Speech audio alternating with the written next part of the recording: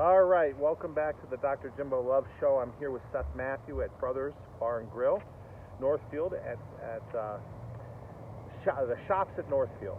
And we're going to talk a little bit about football today. We've got the Army versus Navy game that starts. It's probably already kicked off at 10 o'clock. Again, this is one of those kind of games. It's a military game where the records don't matter. Army is 3-8, Navy is 8-3, but just throw that out because they're playing for pride. And the winner goes to the Military Bowl and faces Air Force. One of the things that's really cool, this is as old school a game as you possibly can get. The over and under is 34. When was the last time you heard of an over and under 34 or less points? Yeah, and that's a tribute to the defenses. But the crazy thing about these games is, for some reason, the military schools do not match up with the traditional college football. You'll have Navy play some random ranked team, and they end up pulling the upset, which is just baffling because they then will go up against a no-name school and then lose. This year, I mean, you have Army severely not favored because of their record, but as I've seen in the past when it comes to this game, it doesn't matter the records. Like you said, it was playing for pride. So anything can happen in these games. They're usually super fun to watch because, you know, you're not playing for a college football championship. Dedicate some fun times for your seniors. Pull some trick plays. There's always something unique, something that usually hits the ESPN top 10 every single year. So it's just very enjoyable to watch. And you know what? Like, it's a great way to kick off the college football bowl games. Absolutely. And, you know, the biggest stories with these two teams usually is who steals whose mascot. Mm-hmm. They've been doing that since 1990.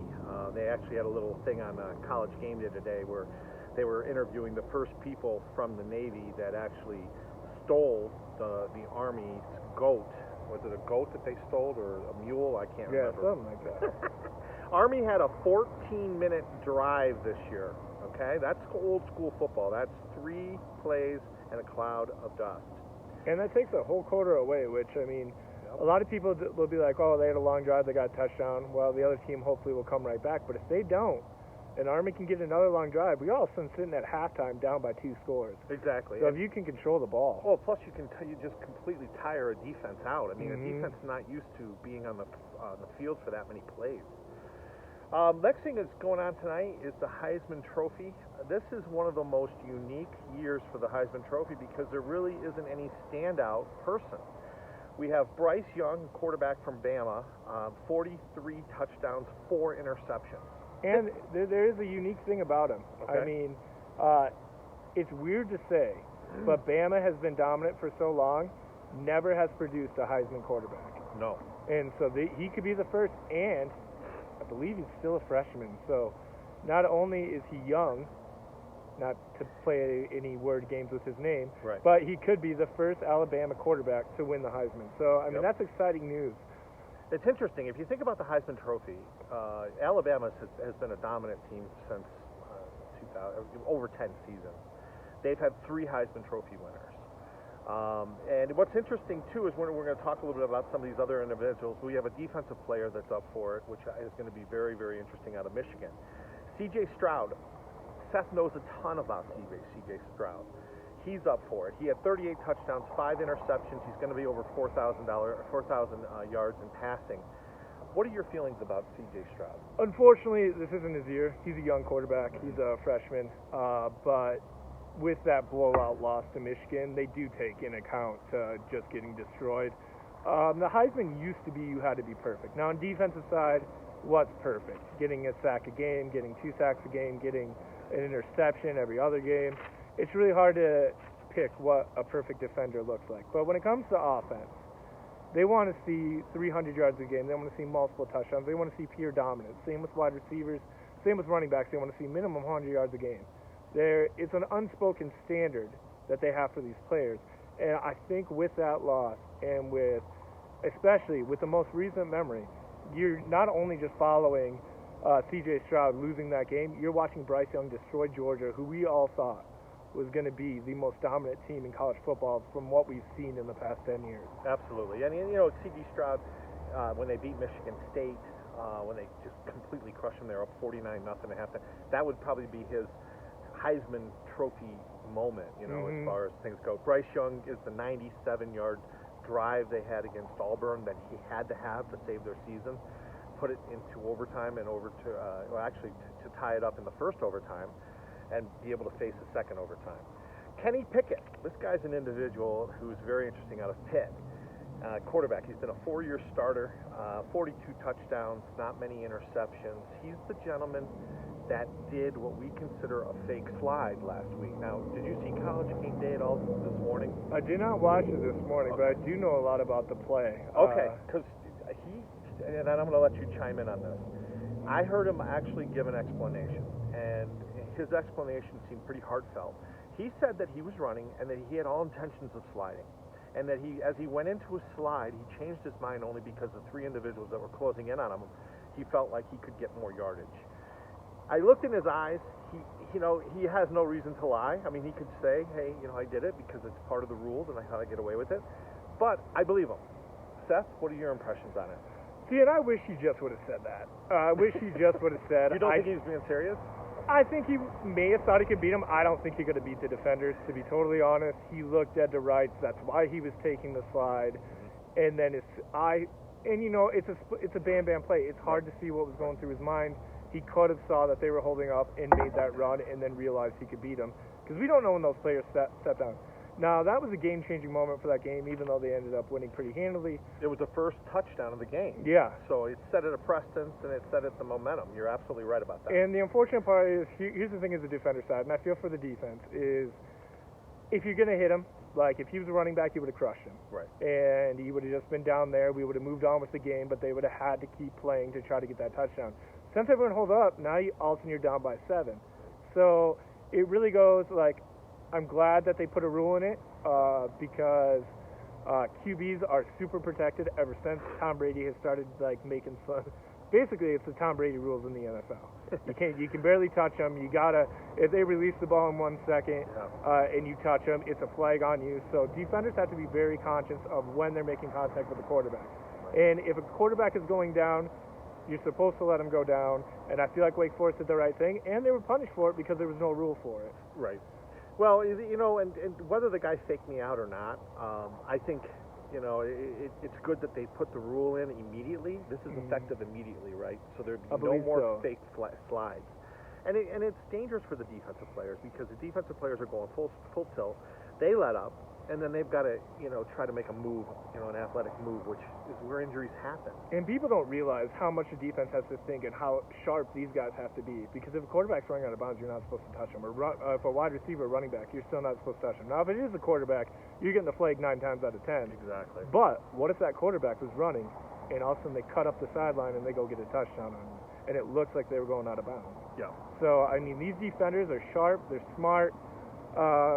We need to help them out, too, because right now we're only protecting the quarterback, and we really need to help the defense so they're not getting burned on plays because we created so many rules against the quarterback that they're basically, basically like practice. It's like they're wearing a red jersey, untouchable. In the NFL it is, completely. And in the NFL is a different situation. I mean, these owners got together and they talked with the Players Association, and they want to protect their biggest investment, which is in college. I guess it's the same thing as well, but, let's just see what happens with this new rule, and hopefully we won't have any kind of injuries induced from it.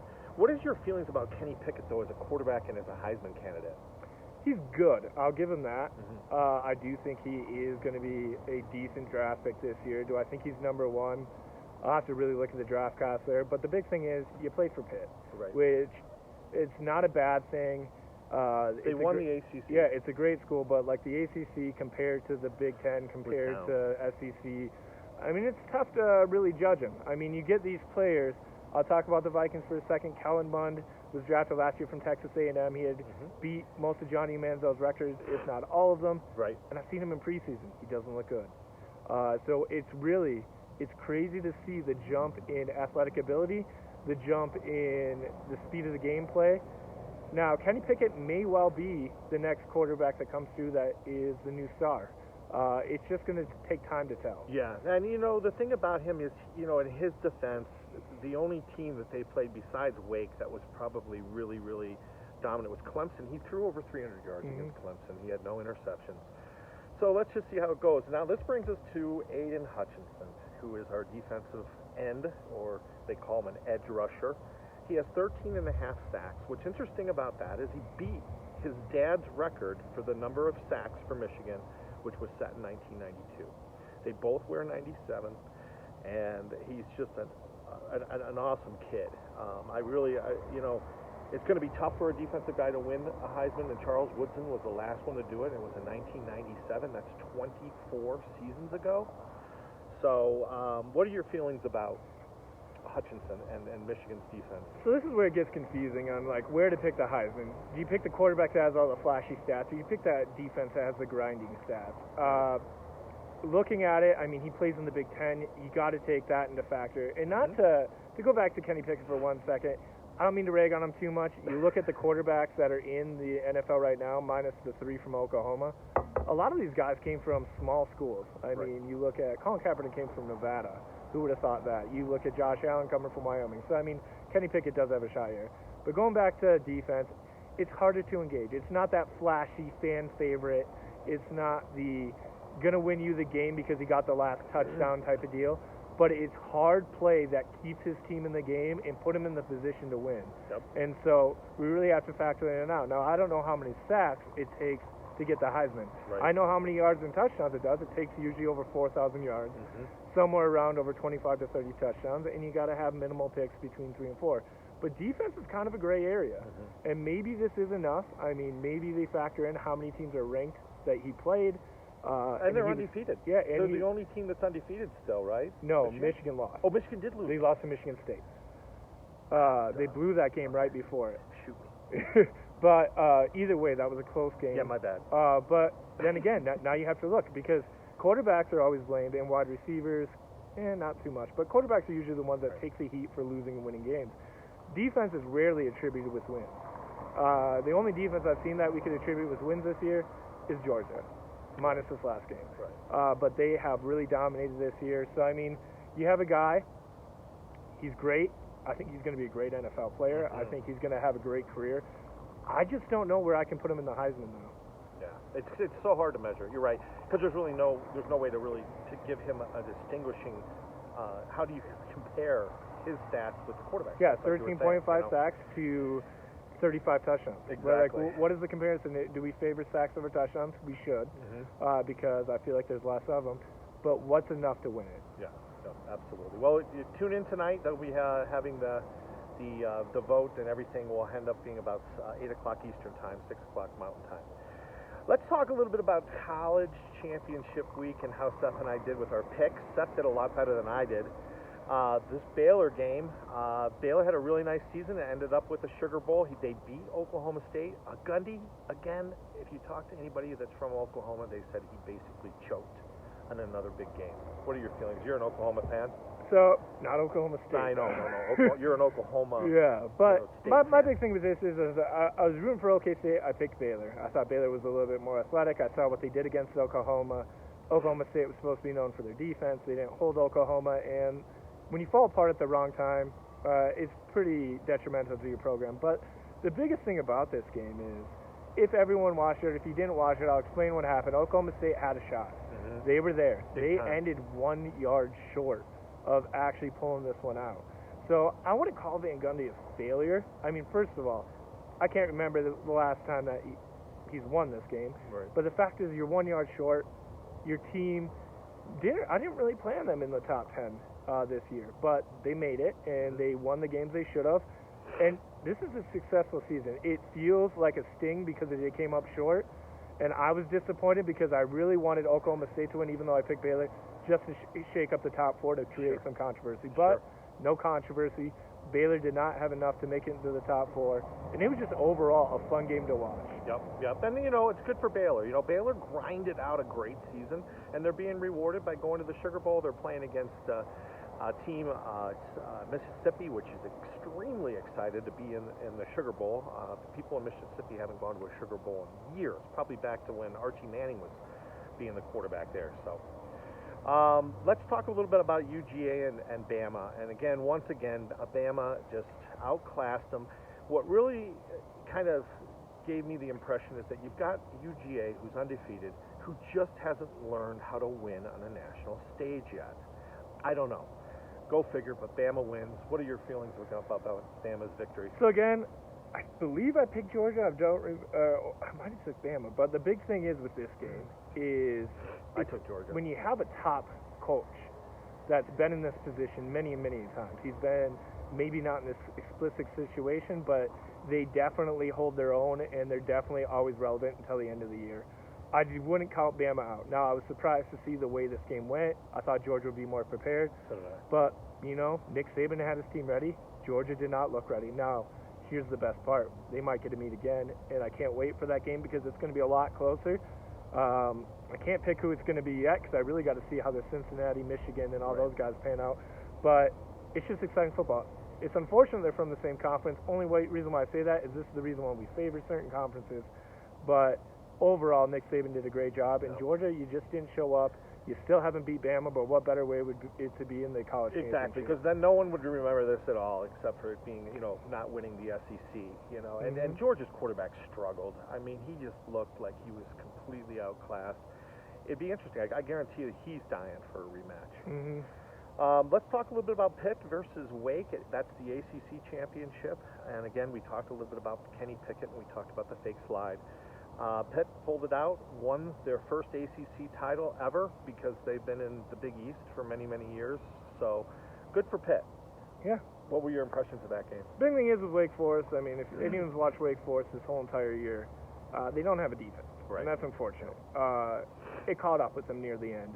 They were putting up 50 points and giving up 48 and pulling out those wins, and that was great for them. But when you run into a Pittsburgh team that actually has a defense and they have a quarterback with a decent offense and they're more balanced, it just showed that Pittsburgh had more tools, they had more balance on the football, and they were just able to come away with the win. But hats off to Wake Forest for making it this far. Usually I only hear Wake Forest. ACC in general, I don't hear, minus Clemson these last couple of years, I don't hear in football. I only hear in basketball. Well, everybody knows, Wake Forest, CP3 was from there. Tim Duncan was from there. They really are known as a basketball school. And one thing about Wake Forest, if you don't realize that there's only 2,500 undergraduate students, so it's one of the very small schools, if not the smallest school in the ACC. Cincinnati versus Houston. Again, Cincinnati needed to not just squeak by and get an easy victory. They ended up winning 35-20, which was enough to get them into the Final Four and the bowl playoff system. So good, hats off to Cincy. Let's see now. Now they're playing, they're playing Bama. Let's hope it's not some huge blowout that embarrasses them, but it could be. So here's the biggest issue. Even with the Houston game, it's been Cincinnati's story all year. They don't show up in the first half. The game was separated by a couple points. Yep. Should never be that way. Since he tries to do that in the college football championship, that's just crushed. Over. Yeah. They're going to get crushed. They're going to be down by 30, 35 at halftime, and it's going to be, it's not even going to matter. Our final rankings. I'll leave that one to you. What's that? Michigan, Iowa. We didn't do Michigan and Iowa. That's right. Okay, so we want to talk a little bit about Michigan and Iowa. I was completely wrong. I had that as my upset special. I thought that Iowa might be able to show up and surprise Michigan, especially after their big victory over Ohio State. Not the case. Michigan handled business. Hey, this might be Harbaugh's year. Yeah, and that's what we're looking at right now. I mean, I knew who was ever coming out. I was disappointed it was I was coming out of the other side on the West, just because I knew they didn't have the offensive tools to keep up. I was really hoping maybe a Wisconsin. Didn't really want to see Minnesota get embarrassed, so that was good they didn't make it. But you know what? Michigan was the better team, hands down. All sides of the ball. Iowa's defense is what they relied on all year. Yep. They held for a minute, but they were on defense all the time. Their offense literally was going 3 and out over and over and over again, and you're going to wear down your defense that way. And Michigan ended up just getting away with it. As soon as they had a couple breakout plays, somewhere around like 50 to 60 yards for these touchdowns, that's just deflating for a defense. Yep. And Iowa's offense never came to support them. Yeah, and what's really, Iowa's been tough all year. They've had a really interesting year. They beat Penn State early. They were ranked as high as number 2. They had a great season, and hats off to Iowa for that. We're talking 5 through 9. Again, we've got Notre Dame that's versus Oklahoma in the Fiesta Bowl. Number 6, Baylor is going to be playing Mississippi, University of Mississippi Ole Miss in the Sugar Bowl. Ohio State is going to play Utah. Utah's first trip to the Rose Bowl. What are your feelings about that? Yeah, so this is going to be interesting because this whole matchup, first of all, Ohio State's loss came from Oregon, who has been handed 2 losses now by Utah. And Utah's defense is deadly. Now the question is C.J. Stroud, can he get out? Can he be protected? Can he get the throws done? That seems to be the question because Utah State is not not typically on TV where I've watched them because there's usually been better games of like Georgia, Alabama. Been watching the top 4 a little bit more than I've been watching them. But Utah's sneaking up there. They are looking good. Their losses have been close. And I would not be surprised to see Utah pull off this upset. Yeah, me either. And that's why we kind of stopped here, is that this is my upset special. I think that Utah's going to beat Ohio State. I think Ohio State's going to have a little bit of a letdown, because of their loss to Michigan. Although, 4 weeks is a long time, it's not like the next week you have to play after a big win, so they may prepare. Yeah. But I'm going to pick Utah, and I can't wait to watch the Rose Bowl. It's going to be great. Yeah. And so another thing you guys want to remember is to come down to Brothers. We're sitting outside. You can see Seth shivering a little bit over here, although he's pretty tough because he's from Minnesota. But we're sitting here on the deck. We're looking right forward, and we can see outdoor world. Remember that the shops at Northfield are just on the opposite side of I-70 than Stapleton, former Stapleton, now called Central Park Region or District. Come on down and check us out. Seth was nice enough to get us some gator balls yesterday, and my friend had them for the first time and couldn't believe it. The combination of... Yeah, they're so amazing. Tell them a little bit about it. Yeah, so I mean, it's basically just meaty goodness with cheese. It's literally chicken, jalapeno, pepper jack cheese wrapped in bacon and deep fried. And it sounds like a weird combination. It's not, but it works. The way they're held together, it's so amazing. When you cut them open, they ooze out. Cut them open when you get them. Do not bite in like an apple, because I've seen many times where people get burned because that cheese is still getting cooked in there. But overall, that's one of the greatest things to drink with a nice cold beer and watch your football games on Saturday, Sunday, or whenever these bowl games end up being this year. Excellent. And then he's got it. We're right in the midst of Christmas party season. Seth has a mezzanine above the bar. Tell him a little bit about that. That's a really great. Yeah, so it holds about 60 people, and we do buffet styles. We can do it downstairs as well, but if you want your own little private get-together area, it's perfect. It has 3 TVs up there, so you don't have to miss any action on sports. And it's full bar, yep. And it's just a full fun time. We've been booking ever since we opened. We've been booking parties, and they've just been increasing and increasing. And a lot of repeat customers because they just have a great time because we have a fun atmosphere. We have great drink specials, and the food's amazing. It really is. I spoke to the kitchen manager this morning. I asked him what his secret is. He wouldn't tell me. It's all proprietary sauces. Everything's made fresh. It's definitely a unique individual experience that you're not going to get at every other mom and pop restaurant across the Denver metro area. All right, so let's talk a little bit about some of these bowls, okay? The first bowl game, and again, some of these bowl games, there's so many of them. We have the Cure Bowl. The Cure Bowl is for cancer research. I think it's a great cause. You're going to see a lot of pink because that, of course, is the overall color. But you're going to have some interesting teams playing each other that you may not be familiar with. So, take a little time and look it up. And, we've got Northern Illinois, which is 9-4. They won the MAC conference. And they're going to be playing against my Coastal Carolina Chanticleeras, which is another form of gamecock. And Coastal Carolina has been in the top 25 pretty much the whole year. They're 10-2. And we'll have to see. Now Illinois, Northern Illinois, what do we know about them? They've beaten 5 bowl-eligible teams. Their 4 losses came to bowl-eligible teams. So this team is not some schmuck team that's just rolling in to play in some meaningless bowl. Quarterback for Coastal Carolina, McCall, missed 2 games with injuries. Remember, they have the 4th best offense in the nation. Seth, what have you got with this? Yeah, so Grayson McCall from Coastal Carolina, he's just a great player. He right now, even with being injured, still at 23 touchdowns, 3 interceptions. That's a career year for some quarterbacks out there. Northern Illinois, you got to take some of the losses with a grain of salt. Yes, they've lost to some lesser competition, but you got to realize one of them, it was a blowout, but they lost to Michigan. So they played a team that's going to the college football championship. Now, Coastal Carolina, they were there. They got ranked in the top 25, got upset by Appalachian State. Appalachian State loves being the underdog. They were the team that actually upset Michigan many years ago. And I believe it was a blocked field goal. But coming on to it, Grayson Mitchell and his wide receiver that he has, they have a great duo that they just tear apart teams. Yep. And Northern Illinois has a decent running back that he's going to have to step it up this game. He's going to have to take control of the ball, and he's going to have to get those first downs.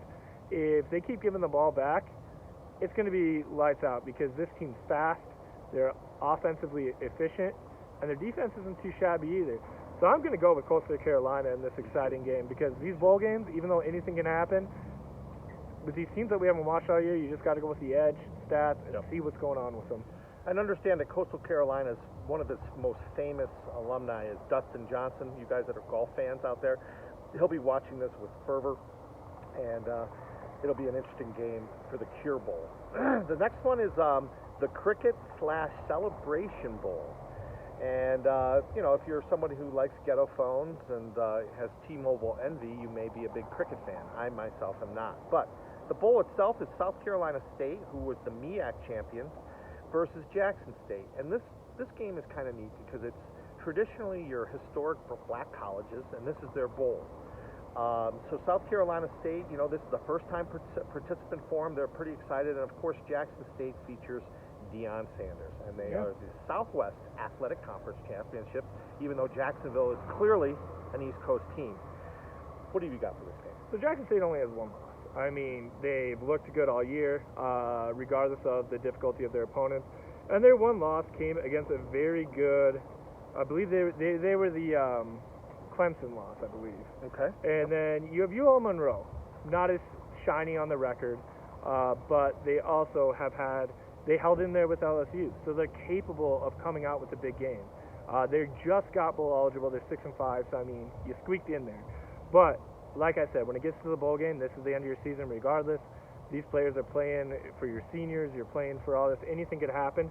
I do give the edge to Jackson State. They just seem a little bit more explosive, and they have only lost to Clemson. And they had a couple other notable teams, maybe not with the best record this year, but I believe they played against some other ACC teams this year that really, even though they weren't that good. I mean, I believe they had a Kansas win, who didn't beat Kansas? Oklahoma almost didn't. It'll be interesting too after the season. Have you heard any rumors about Deion Sanders? Will he be leaving Jackson State, looking to move up to maybe a bigger university? Have you heard any talk about that at all? So I haven't heard a lot about it right now, but the big thing is anything can happen right now. There's way more coaching changes than I can remember ever happening. To talk about Clemson, they lost their offensive coordinator, their defensive coordinator. They lost everybody. Right. So it really goes to, if he was going to move, this would be the perfect year because there's so many jobs open. There's so many people that would want him, especially taking a team 11-1. And if you put a stamp on it with a bowl victory, Deion Sanders' college record is phenomenal. Yeah. Yeah, I know South Carolina lost his son. His son was playing for the Gamecocks and transferred to Jackson State to play for his dad. I don't blame him. I did the exact same thing. When I was in high school, my dad was my coach, and it was probably one of the best experiences of my life. I really enjoyed it. I played 3 years for him. All right, the next bowl is the LA Bowl. This is the inaugural game for the year. It's the Jimmy Kimmel Bowl, and you know the way it looks like, you know, all over the internet. Jimmy Kimmel is their, I think he's their the leader of the parade or whatever you want to call it. But you've got Oregon State versus Utah State, another team from Utah. It's going to be in a decent game. Utah State is 10-3. Oregon State 7-5. First bowl game for Oregon State since 2013. Quarterback very average for Oregon State, but they have a really good running back in this B.J. Baylor, who had 1,259 yards from rushing. And you've got the quarterback for Utah State, which is Bonner, his last name, 36 touchdowns, 11 interceptions, not too bad. They have 3 running backs that share the load. Yeah, I think the big one on this one is Oregon State minus their record. I mean, look at their losses. They've lost to quality teams. Their wins have come against USC, which USC isn't what they used to be. They beat Stanford, and they beat Utah. So, I mean, that's a huge win. Right. Then you go into Utah State. Bonner is a great quarterback. I've watched him play a little bit this year. He's very explosive. But like you said, Oregon State does have a great running back. I have a feeling that Oregon State's defense is a little bit better, and they're going to, especially with beating like teams like Utah, that they're going to hang in there. They're going to control the ball with their running back.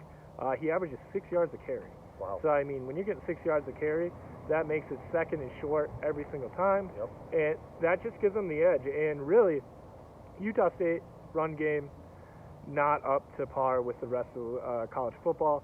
And so they're really going to be relying on those throws. And I just think that when you get to the second half, if the game's close, that Oregon State's going to squeak this one out. Yeah, running backs, running games in these kind of situations seem to favor over passing quarterbacks. So, well, good deal. We're looking for some other ways to expand some of our coverage, and we're going to talk a little bit about college hoops. Again, it's very early in the season, so any kind of rankings and stuff like that really are kind of based upon recruiting people and a lot of hearsay.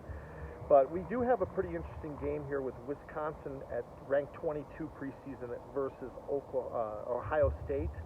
The match predictor, which is a betting tool, basically says that 71.5% favors Ohio State versus the 20% chance for Wisconsin. What are your feelings on this game? So the big thing here, especially when you get to basketball, it always comes down. I mean, not everyone's a Steph Curry where you can actually carry the team at the guard point. But Wisconsin relies heavily on their guards. They use about 3, sometimes 4 of them on the court all the time. They don't have the greatest bigs. Ohio State's the opposite. They have great bigs that can really take over a game. And, the percentage of making 2-pointers over 3, significantly different. But yeah, Ohio State really relies on EJ Liddell. Yep. And he is just a beast down low. And Wisconsin really doesn't have an answer for that. The only thing that they have is maybe they can outshoot him with Johnny Davis. Johnny Davis, yeah. Johnny Davis averaged 20 points. Yep. And so, I mean, when you have a guy that can shoot like that, on the right night, he can pull this win. But you can't be reliant on a 3-point all the time. You see that with a lot of teams out there. I remember back in the day when maybe it was 5-6 years ago, Michigan State literally was a 3-point team. Mm-hmm. They kind of switched from being big and being shooters, but they really shot like a majority of threes, and eventually it caught up to them. It did in the tournament. Yeah, and so I'm going with Ohio State. It's a more consistent pick. It has more things that you can rely on, and a more sure thing in their big men controlling the game. And again, this is a 21 versus 22 matchup. Again, the rankings really have little to nothing to do with how these games play in the preseason. The next game, which is really kind of a cool game, it's Villanova versus Baylor. It was a Sweet 16 rematch from last year, and Baylor, the eventual national champions, beat Villanova 62-51. Now again, this is college basketball. There's transfer portals. There's huge differences between seasons. But you've got Villanova that's ranked 6th preseason, and you've got Baylor that's ranked 2. So we'll have to see how this plays out. What have you got? So the big thing with this one, Villanova versus Baylor, Baylor's undefeated. You got to take that with a grain of salt, though, because Villanova only has 2 losses. Both those losses came against ranked teams, one being a highly ranked Purdue, and one being I don't know exactly what they're ranked now, but UCLA was number 2 at one point before they got blown out by Gonzaga. They were a top 3 team preseason for sure. And so you can just have great basketball here at the end of the day. But really goes with it is it's too early to judge. It's the same as college football when we started the season this year when we started the show. I didn't care that Ohio State was in the top 4. They fell off. Oklahoma didn't even lose to deserve to drop out. Right. And then when they came out with the real rankings, they got screwed over. But and his coach left. Yeah, and his coach left, which is heartbreaking. I have to stop you just for a second. I heard some stuff about Lincoln Riley and some of the deal behind the scenes that happened. Okay, according to my source, Lincoln Riley owned 2 homes in the Oklahoma area, and USC not only got the houses to sell, but paid off the mortgages on both houses. That's nuts. Put them in a $13 million mansion. Okay, so you wonder, as an Oklahoma fan, and I know Seth is bitter, you get thrown that kind of opportunity as a young person like Lincoln Riley. How do you say no to SoCal? You can't say no. Anyways, I'm sorry to bring Oh, that no, up. it's okay. It still hurts. We'll move on to a little better thought But here. this is a great matchup. You're looking at two quality teams that will both be there at the when we get into March Madness. But you know what? When it comes this early in the season, I like going with the upset. I say Villanova gives Baylor their first loss, even though everything's against it. It's in Baylor. And the big thing with college sports, fans play a big thing. They play more of a momentum swing than they do in any pro sport. Having the loud cheers, unless it's maybe playoff atmosphere, but these costumes come to rage every time. They're super noisy. They bring up the intensity of the arena, and I think that still Villanova is going to overcome it. Overcome it and do it. And we'll see what happens in Waco when they play. The last one we're going to feature is a little home. I don't know whether or not you're an OU basketball fan, but we've got Arkansas number 12 versus an unranked Oklahoma University. Eric Musselman's got the Arkansas, firing on all cylinders. They were an Elite 8 team last year. They lost to the national champions, the Baylor, and they're undefeated right now, and they're ranked 12. So is that 12 really a 12 or is it a 2? We don't know, but they haven't been beaten yet. Oklahoma has a new coach, Porter Moser.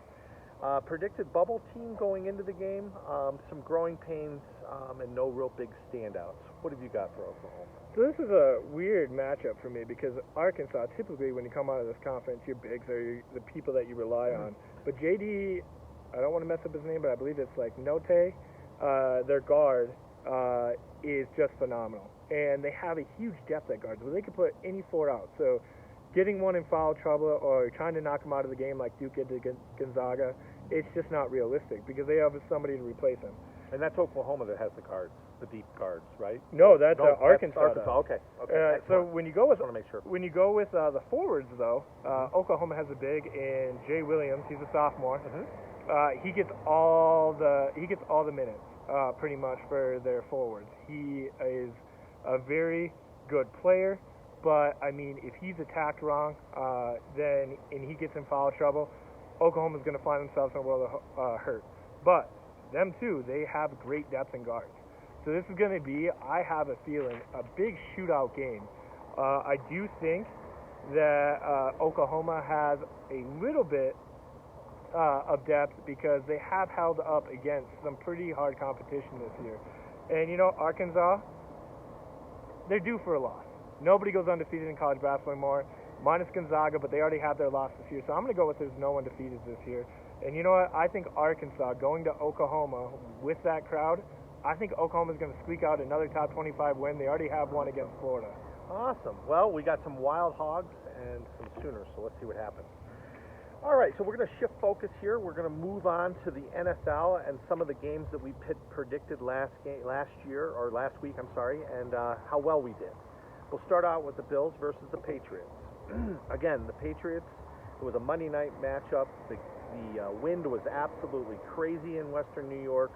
They were kicking field goals, practicing, and they looked like boomerangs, basically. So the Pats ended up winning a really hard victory against the Bills.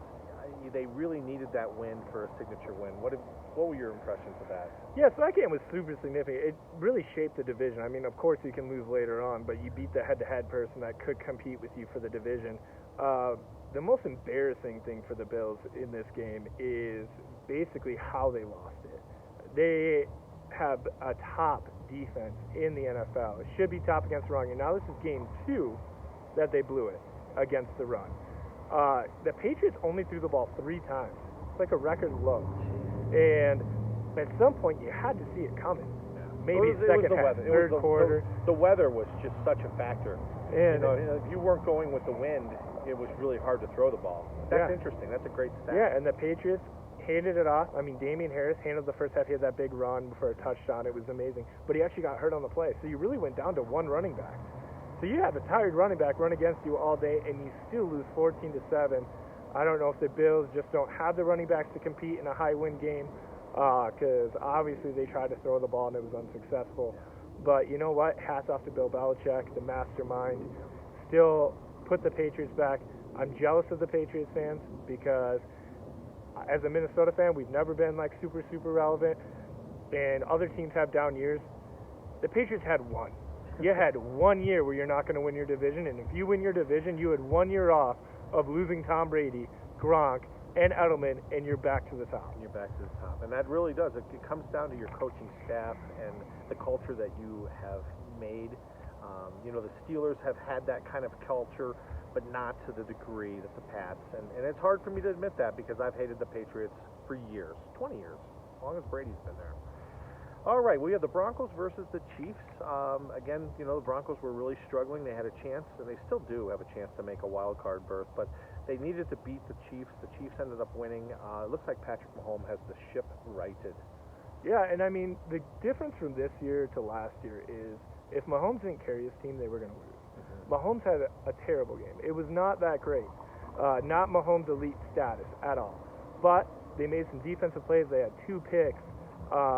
They got Clyde Edwards-Helaire back, and he had a decent game. And so the Chiefs are back. The question is, how far are they going to go? If Mahomes gets to elite status, we're looking at the Chiefs back in the Super Bowl again.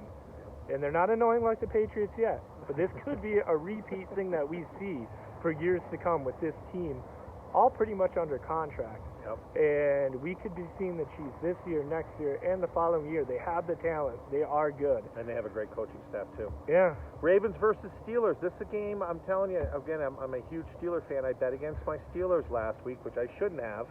But I really didn't think that they had any chance. Now, one thing I will do, and every once in a while, I will give a Harbaugh a hats off. I'm giving the Harbaugh a hats off because he had a chance to kick the extra point and go into overtime, but instead he rolled the dice on the road and decided to go for 2. And they didn't work out for him. But, I'll tell him one thing, that takes a lot of guts, and especially with a bitter rivalry like this. So I'll take it as a victory, but I just have to say that begrudgingly, Harbaugh, nice effort. Yeah, I mean, Harbaugh made a strategic decision. What a lot of people don't know is all of his corners were basically hurt. Oh, they were. He thought if he went to overtime, he would get destroyed because he didn't have the defensive players to play an overtime. So it was basically an all-or-nothing situation. He knew he had too many injuries to even compete if this game went any longer, so he had to end it there, and he fell up short. And, it's unfortunate because Lamar Jackson, he had a great start of the year, but he's starting to look sketchy. He's not that reliable as he was at the beginning of the year, and the Steelers really put him in this place. So hats off to the Steelers for really showing up on defense for this game. Yep. Next game was the Cincinnati versus the Chargers. Again, Cincinnati was red hot, and the Chargers came in and just absolutely crushed them. 41-22, I believe. Mm-hmm. What are your feelings again of which team for San Diego is going to show up? Do we know? So this is a hard one for me. I feel like the Chargers are the Bo Nix of my NFL. Exactly. It doesn't matter if I pick them or not. Exactly. They're inconsistent. They show up at times and they look great. They look like they can make a run in the playoffs, and then they'll show up the following week and they'll get crushed. And there's no rhyme or reason. It's not due to injury. It's not due to anything. It's just being consistent on showing up with the intensity. They actually got lucky. They started out hot. Bengals were roaring back. If Joe Mixon doesn't fumble when he does, the Bengals had all the momentum, but that fumble really deflated them, and it turned out to be a Chargers blowout. Well, we're going to take a tiny break here. We're sitting outside, and I need to make a bathroom break. So we're going to just take a quick break and come right back and finish up with the last 2 teams and then talk a little bit about our featured teams this week. So hold on one moment. Folks, get yourself, maybe get on the internet and look, find out where Brothers Bar and Grill is, and come on down. We've got a great day ahead of us of football, and we'll be right back.